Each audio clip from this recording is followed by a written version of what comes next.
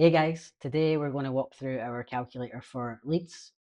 Last video we spoke about our calculator that we have primarily for e-commerce clients. So this time we're going to focus on the lead gen side of things. And I love this calculator because it's so simple and easy to use, but it's something that a lot of people do ignore when they're running ads.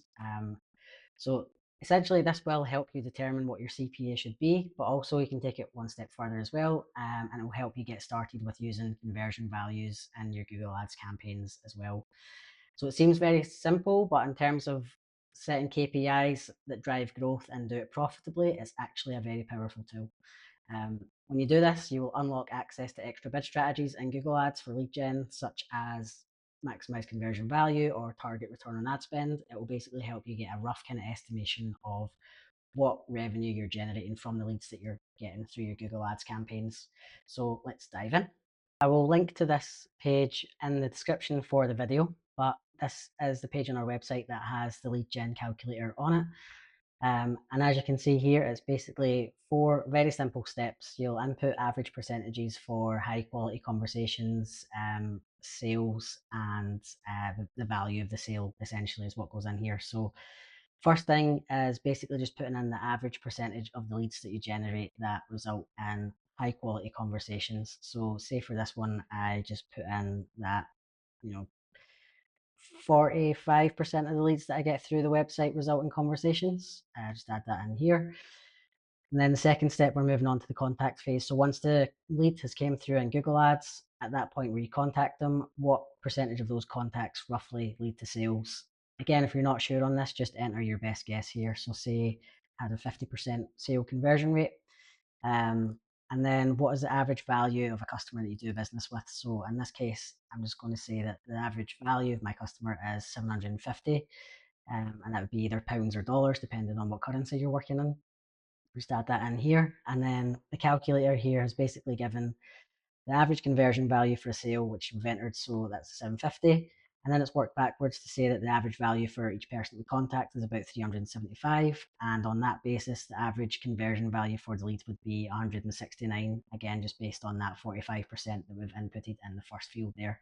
So 169, either pounds or dollars, again, depending on what you're working with. With this, what you would then want to do is jump into your Google Ads account. And you can see in this example here, we've got a lead form submission. There's 20 conversions, but there's no conversion value associated with it. What we can then do is open this up, and this will then give us the option to edit in the settings. And as you can see here, I've added in 160 here, but based on the calculator that we worked with there, I'm going to change that to 169, and then hit save on that. So once you've then done that, basically any conversion that is recorded on this conversion action in Google Ads will now have 169 and conversion value associated with it. And that then unlocks some opportunities for you to start using some more kind of advanced target bid strategies in the campaign. So primarily for lead gen, you're probably using maximize conversions or target CPA. With this, we can then start to look at value-based bidding, and this can come in extra handy if you have more than one user journey on the site. So say you have two different types of services with different lead forms.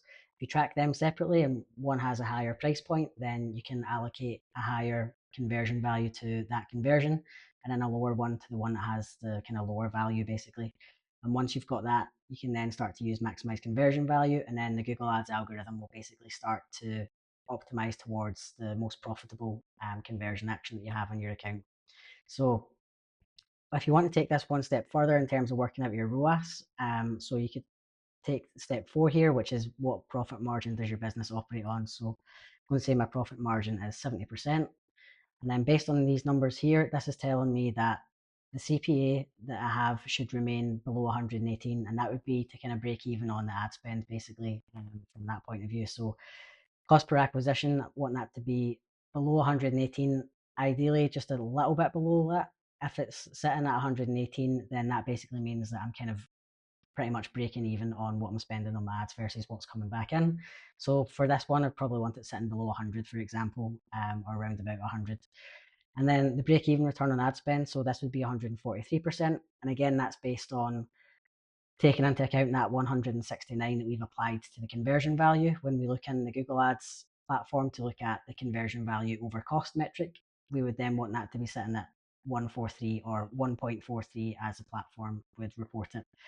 Now, when you're looking at these metrics, as I said in the other video about the e-commerce calculator that we worked on, when you're trying to scale your business, you basically want your ROAS to be just a little bit above what your break even is. If your ROAS is too high or your cost per acquisition is far too low compared to what these numbers look like here, then you're probably missing out on a lot of valuable sales and valuable conversions. So that's just something to bear in mind. I would always try and keep the values kind of round about these, just maybe with a slight kind of decrease on that CPA or a slight increase on that on that ROAS, just to make sure that you are actually working profitably as well as scaling at the same time.